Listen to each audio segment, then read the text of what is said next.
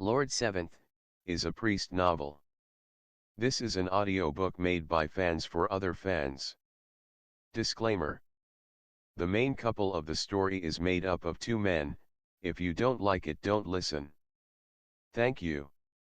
Remember, subscribe and click the bell to stay updated on all the new releases. Enjoy. Chapter 40. Spring arrives in the Imperial City. Spring in the Imperial City exhaled soundlessly, the bitter cold still present, yet faintly collapsing. The spring's chill would abruptly turn to warm, then back to cold again, like both were scouting out with advances and retreats. Jing Qi emerged from the throne room, face gone apathetic, and rode the palanquin straight back to the estate. He calculated inwardly that he had indeed been a bit over the top the time before. Having kept silent for all these years, the majority of those in court only took him as a wealthy idler. However, starting from when Zhang Zhen incited unrest, his movements hadn't been small whether they were open or hidden, and with the Guang incident now, those interested saw through him all the more. The words of Once He Wanted to Sing, his first song amazed the world, were said of the king of Chu.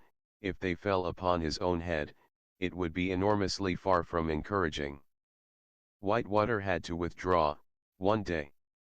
Jing Qi dismissed the servants and sat alone in his study for a moment, unconsciously fiddling with the jadeite ring hanging on his neck that Wuxi had given him. He pondered how, from what Helian Pei had said, it had probably come time for him to need to draw back. This realm was the Helian family's, in the end. Some things were fine for adding fuel to the fire, but climbing on stage with them to put on a show wasn't necessary. "Where is Ping'an?" "Ping'an," he suddenly called out. A response came from outside, and Ping'an pushed open the door and came in. "Master." Jing Qi ruminated for a bit. "When the crown prince got married, I wasn't in the capital, and didn't attend. I've oft been close with him, and he hasn't taken any less care of us these years, so that ultimately doesn't feel very fitting, when I think about it." Ping'an was startled, understanding his hidden connotation immediately, after which his face crumbled. "Master, even if you weren't in the capital, there's no logic in saying that we servants didn't carry through for that big event. The gifts for His Highness's wedding had been delivered long ago, and when they were being prepared, I asked you to look over them, too. What's more, you can go to the East Palace in person to apologize for your fault with sincerity." Peering at him, Jing Qi only felt amusement, and he deliberately teased him. "Go in person? If both my hands are empty, wouldn't others still say that this prince is insincere?" "How could you be insincere?" Ping'an quickly replied. "What objects could be comparable to you having the mind to make a personal visit, master? I still have the self-awareness to know that I'm not that valuable," Jing Qi followed. Turning his head to see Ping'an's twisted up, big pancake face, he thus got twisted up on the inside as well, and reached out to poke him hard between the brows. "Is our estate going to run out of money? It's just a supplementary gift for the crown prince, and no one will find the extra courtesy strange. That look of yours is like you're going to have to go pawn the planks off of coffins. Talk less nonsense and go do whatever it is you should be doing," he scolded. There weren't many people in the estate. Jing Qi had been born into a noble household, so its daily expenses didn't need to be announced, but it wasn't to the extent that it was lavish, and most of it went according to the norm. Despite loving to mess around and be able to live it up some, those were non-excessive occasions set for a fixed amount of time. The majority of the estate's expenditure went entirely to socializing and bribes. Ping'an was internally distressed. The one not making the money was the one that didn't know how to spend it wisely, but there was nothing he could do, either, so he mumbled to himself as he left. Not staying there for the night, Jing Qi walked to the East Palace himself. Normally, those who had just gotten married ought to have their countenances glowing with light. For some reason, though, His Highness the Crown Prince was haggard, looking to be more exhausted than him, the one that had barely returned to the capital and been running about all over the place before he even had time to drink a sip of water. Only when he saw him arrive did he have the slightest bit of radiance to his face, and he pulled him over to take a close measure of him, sighing quietly a long while later. "You've gotten thinner." Not waiting for Jing Qi to say anything, he spoke to those attending. "Go see if that medical meal is done stewing, and have someone serve a bowl for the prince." Jing Qi waved his hand repeatedly. "Don't do that, don't. I can't stand that taste." Helian Yi completely ignored his protest, paying it no attention as he questioned him in a pileup of noises. "Did your work go smoothly? I heard that heavy snow fell from the sky there this year.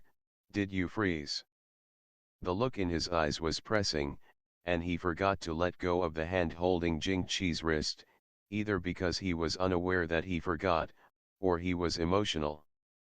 With a light cough, Jing Qi drew a half step back to the side and pulled his hand out, feigning insouciance. "What's this all about?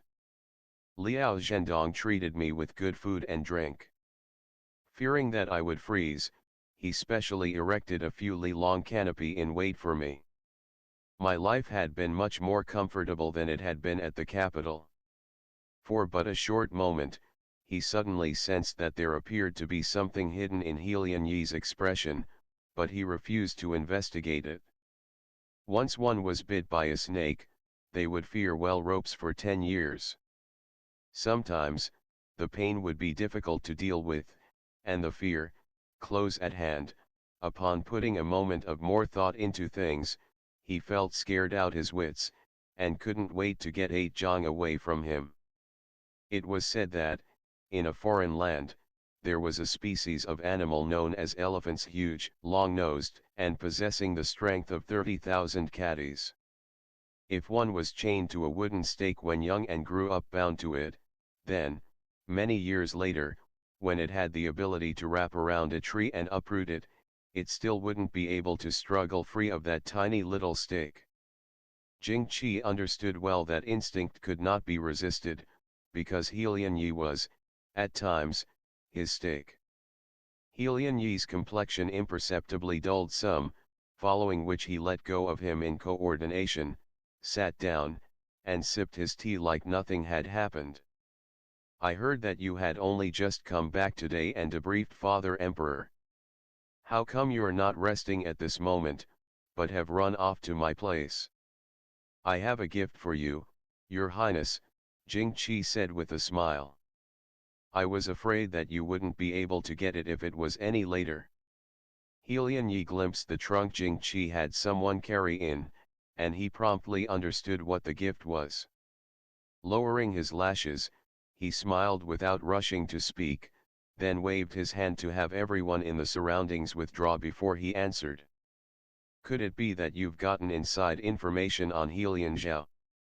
Jing Qi picked out important words as he explained the entire series of events in his visit to the Guangs, after which he opened the box, displaying a layer of calligraphic works, paintings, brushes, inkstones, and other such stuff. Since he had a good eye, everything being gifted to the East Palace was quality goods. In ordinary times, Helian Yi would be fond of fiddling with these baubles, but he didn't have any inclination to do so at this time. He watched as the other irreverently arranged those masterfully crafted, strenuously obtained works of art on the floor like he was setting up shop, noticing thereafter that the trunk was packed full of string-bound ledgers. Helian Yi stood to reach out and grab a volume, casually flipping it open. The more he read, the more shocked he was, and he quickly picked up another volume in sequence. The eyes of the Crown Prince, who had previously never shown happiness nor anger in his looks, widened into 2 circles. Where did you get these from?" he asked in a hushed voice. Inside here are records of all sorts of illegal dealings that happened between Liao Zhendong and Guang merchants over the years, with copious ledgers of him having sold officials' positions and titles of nobility therein, Jing Qi responded, grinning. It was Li Yanyan who had written down each and every word of them, as he had been following Liao Zhendong these years. As for the rest, they're Liao Zhendong's contacts with other people in court. Those are from when their steward couldn't withstand being under torture any longer, and quietly pointed out a hidden room for me to search. Immediately hearing something amiss, Helian Yi raised his gaze to look at him with a furrowed brow. You secretly enacted torture while interrogating the convict. The Great Qing hadn't tolerated cruel methods since its beginning, apart from what was properly endorsed by the Ministry of Justice. Even the emperor's imperial envoy could only go as far as taking a case to trial, or giving a couple of beatings with a switch. They weren't allowed to conduct torture in private. Jing Qi smiled, voice low. No one will know. Everyone that knew was dead. Helian Yi's face underwent a couple of changes. He stared at Jing Qi for a good long while, then sighed. Beiyuan, you shouldn't do stuff like this. Jing Qi raised the corner of his mouth into a smile. I'm willing to toil like a running dog for you, Your Highness. I only request that you don't forget my assets in the future, he stated pointedly. Helian Yi watched him for a bit with a deep look in his eyes, as if he was slightly disappointed, then waved his hand. What's done is done, and that's the end of it. You should be careful, anyhow. He quickly took the out. Right. Thank you for your guidance, Crown Prince. I will not disturb your rest any further, then. With Helian Yi's visage sickly, Jing Qi ceased talking, and went to bow and withdraw. When he was about to walk out the door, he heard Helian Yi suddenly speak up from behind him. You refused to even rest for a night, instead sprinting to me. Did Father Emperor say something to you? Jing Qi paused in his steps. In truth, reporting to the Emperor when he had just returned from handling such a huge, outside case was within the norm, but apart from him, it was ill-advised to get in contact with anyone else straight away, lest people suspected that hidden agendas were had. For example, even if he was allowed to, Helian Zhao wouldn't be so bold as to go seek him out and hastily gift him stuff. As it happened, the Crown Prince managed the Ministry of Appointments, so if Helian Zhao went looking for him later, it would be regarded as being within decency. He had anxiously taken a trip to the East Palace in person. On top of the reason for it, he had also faintly made it clear to others that his loyalty was to the Crown Prince's party. It had been an implicitly understood thing, but Helian Yi, for some reason, bluntly pointed it out all of a sudden. Jing Qi was stunned where he stood. What do you mean, Your Highness? Helian Yi didn't look at him, though, only telling him in a quiet voice of unclear implication, don't worry, okay. Don't worry. Don't worry about what? Don't worry about Helian Pei, Helian Zhao, or Helian Yi himself. Amused in secret, Jing Qi played dumb. Are you okay, Your Highness? What would this subject have to worry about? With that, he paid him no more mind, departing the East Palace following another bow. After he was gone, candle flames flickered. Helian Yi abruptly gained a feeling of physical and mental exhaustion. Once Helian Zhao realized that Jing Qi had him fooled, he already knew that all the things that weren't on his table had come into the hands of the Crown Prince. Subsequent to being frightened out of his mind, he understood one thing now: he was truly on the same boat as the Crown Prince. He inwardly issued his fury by mentally chopping Jing Qi to pieces several hundred times. He shot geese every year, but this time around, a goose pecked his eyes. Against expectations, Jing Beiyuan was so profoundly scheming, he had played a naive follower while actually taking every single person into consideration in his plans. That old man in the dragon throne had better stay alive. His death awaited otherwise. If the rebellion plot came true, then the ledgers Helian Yi had would automatically turn into waste paper. On a separate side, Jing Qi was talking to Wuxi. In this realm, there's the possibility of enticing the benefits of the eldest Helian, yes, but I can't give what's not in my hand. Since I couldn't entice him with profit, coercion was necessary to make him sit on the same stool as me. Speaking of, I should thank Helian Qi. Wuxi had resumed his habit of reporting daily to the prince estate at a set time, but now, he took it even more seriously. He had intentionally bought an entire set of books ranging all across ones for instructing children, like the 3-character classic and the student and child standards, to all of the 4 books and 5 classics, and came there every day to bug Jing Qi about explaining them. Jing Qi was fond of lecturing, and Wuxi listened to him earnestly. Over time, it genuinely came to look like a student reporting back to his teacher. Jing Qi even joked that Wuxi should show him filial piety and pay for the private tutoring lessons. Unexpectedly, the very next day, Wuxi had actually made side inquiries on the proper tutoring fee for tongue-tilling teachers, and gave him a presentable amount of it. Prince Nanning, who had just earned money for the first time ever, wasn't sure how to react. Ashenly, a straight talker, was internally anxious, thinking to himself, didn't the chaminette say he liked him? Why doesn't it look like he's making any moves? Bearing the energy of an imperial eunuch being anxious while the emperor was unruffled, he quietly asked Wuxi, chaminette, with you and the prince always being like this, when would he agree to go back to Nanjiang with you? Wuxi's line of sight didn't stray from the book he held, but he paused upon hearing that. I haven't spoken to him yet. Why not? Ashenly worried.